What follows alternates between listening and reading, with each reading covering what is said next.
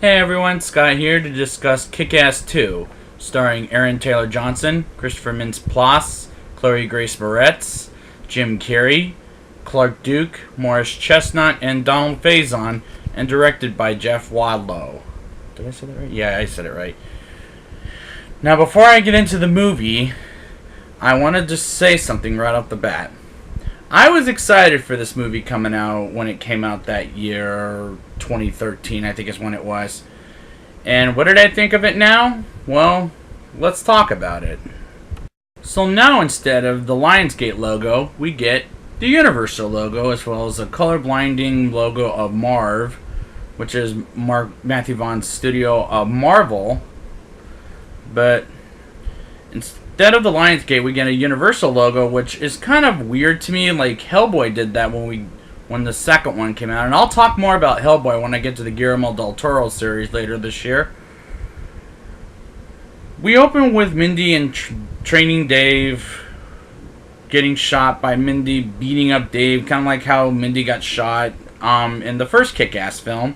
And he took it kind of well, and that was good. I did enjoy that moment of where Mindy trained Dave. Chris D'Amico, but on the other hand, is a spoiled little bitch for killing his mother, which was more fucked up than the shit that ever happened in the first movie. For example, when Mindy at a young age got trained by her father to become a vigilante, which was also fucked up. But this movie's more fucked up than the first one. We got different actors playing Todd, who's played by a guy I've never personally heard of. But Marcus, on the other hand, is someone I've heard of named Morris Chestnut, who was in such movies as Like Mike and a lot of those African American movies, like Think Like a Man or something. I think he was in that one. Can't remember, but he's a good replacement of the other actor who played him in the first movie, but he's no fun in this movie either whatsoever. Like, he should have died by the end of the movie, I felt like, because he's just a complete dick throughout the movie. Katie in this movie now, because, remember how she hooked up with Dave by the end of the movie? Well, now she's a total bitch for thinking that Dave was sleeping with a 9th grader, and she was talking about how she volunteers with this guy, and she's saying that he has a bigger dick than Kick-Ass, which, oh, come on, that's kind of a stupid move, guys. Really? She should have been gone by the end of this movie. And that was very selfish, by the way. I just don't like this characterization anymore. Chris calls himself a supervillain called, I'm gonna just say it, the Motherfucker. Was too risky for this movie because was he the kind of guy that fucked his mother up because of her death? But and the comic book did the same thing too, maybe. And his butler, played by John Leguizamo, refuses to call him that, and he hates the idea of Chris getting killed until he gets killed on, which was just a horrible death later on in the movie.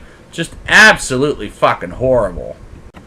Mindy refusing to be Hit Girl because Marcus tells her to, and we don't see Hit Girl for most of the movie because Marcus wants her to hang out with some girl named Brooke, who's a super bitch, because she thinks she's more fabulous looking than Mindy. Which, isn't that Carrie? Like, 2 months later, I gotta confess something. I was also excited for Carrie, the one with Chloe Grace Moretz that came out the same year. And it was 2 months later that, after this movie came out, Chloe Grace Moretz remade Carrie, which, when we get to a later scene where some boy takes her on a date, and there's super bitch Brooke hiding to make fun of Mindy, like, is that a Carrie ripoff? Because we're looking at it that way. It's super ridiculous. And can I just say something right off the bat? Carrie was filmed a long time ago, keep in mind, and this movie came out in August, and Carrie came out of October of 2013, and I don't know, that seems kind of like a total ripoff of the movie that's coming out 2 months from now, even though it was made before. Just, Jesus, give me a fucking break with this whole teenage bully bullshit. Dr. Gravity, played by Donald Faison, introduces Kick-Ass to an Avengers/Justice League of a team called Justice Forever, led by Colonel Stripes, played by Jim Carrey, who looks very unrecognizable, by the way, and he also refused to promote this movie because he hates the violence. Like, give me a break, Jim. I don't know if you saw the first one, or how much you liked it, if you ever saw it, but give me a fucking break. If you saw the first one, you know it's going to be violent, for fuck's sakes. Also in the team is Marty, aka Battle Guy, which was Clark Duke, and we've seen him in the first film where he was just Marty, but not Battle Guy. Night Bitch is another one that we have in the group. Those two Remember Tommy folks, and one gay guy, I can't remember his name off the top of my head, just to be clear, and Stars and Stripes dog named Schwanz. Which I like that dog. It was pretty cute. It's a German Shepherd. I actually have myself a German Shepherd mixed with something. Union J as a boy band, to be honest with you, isn't the Backstreet Boys good? And that's actually a band, believe it or not. But they're not great of a band. And yes, they are a real band. In case anybody wants to know about Union J, they're, I think, a One Direction kind of boy band. It's a real thing. Todd is totally left out of this movie. Like, how stupid. And what a waste of character, too. The dance audition where Mindy just performs her dance like in a video game where she pretends to be Hit Girl is absolutely obnoxious with the music. Like, the movie just can't move along, can it? Fucking A! The motherfuckers' team names such as The Tumor and Mother Russia and a couple of other racist stereotypes like Black Death, and I can't remember the other one's name. Like, Jesus Christ, this movie is too fucking stupid to realize satire in its sequel in the first place. You can't make a sequel to satire. The first movie had satire. This does not. It's just superheroes like with a little Carrie reference. That's just terrible. Like, get the fucking movie going, for fuck's sakes. When Mindy visits Dave after her date ditch, Dave has a shirt that says, "I hate reboots," which some are better than others, sure, so I kind of felt like that was a little risky of a shirt, especially after Batman. Mindy having a stick where Brooke and her friends have explosive vomit and diarrhea, which is a very fucking dangerous weapon in this stupid scene. Like, don't we get something like that in, like, I don't know, fucking Mean Girls, for example, which, another movie I did not like, by the way. I mean, ugh. Uncle Ralph and his men kill Javier, a.k.a. Chris's butler, a.k.a. John Leguizamo. Killed on the phone is just a very horrible scene, just a horrible death.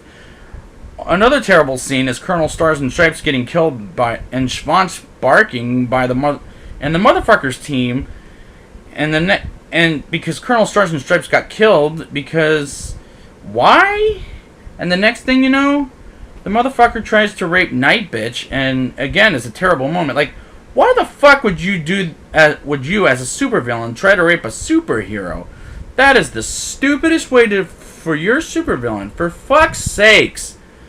The cops now want Kick-Ass and other superheroes to be terminated for good, and the father goes to prison. Well, Dave's father, let me say. And gets killed by the motherfuckers gang of supervillains, and it's just completely stupid. This is the point where I just gave up on the movie. Like, watching the clock instead of the screen. 30 minutes left until the fucking movie's over, by the way, folks.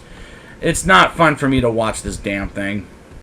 The CGI on Mindy on the van is just completely cheesy. Just the way she moved looked very cartoony, and a green screen was behind the van kind of a way. Kick-Ass's team versus the motherfuckers team is very foolish of an action scene, including Kick-Ass versus the motherfucker, where the motherfucker is getting eaten by his own shark. Mother Russia versus Hit Girl is also a very brutal fight, because she pretty much took a fucking beating in a very bad way.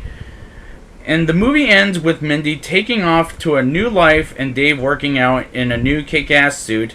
And credits roll. In the after credits scene, the motherfucker is still alive. Whatever. But he can't drink any water because the shark ate his legs and his dick. Was that really necessary of an end credits scene? I gotta be honest with you guys. This is probably the most unnecessary one. Let's get to the rating. I'm trying to decide what to give it. I'm gonna give it a 4.2 out of 10. This is a much rougher movie than the first movie, and is badly paced, and I think 10 minutes of it should have been cut. This is an unnecessary sequel that shouldn't have been made. One of the most useless sequels I have seen in my recent years. And I would like to thank you guys for joining me on the Marvel Misfits. And next week, I will be back for Marvel, whereas I'm going to be reviewing Justice Blind, Daredevil. Not the TV show, but the god-awful movie with Ben Affleck. And after that, I'll get to Elektra. So, until next time, let's go kick some ass.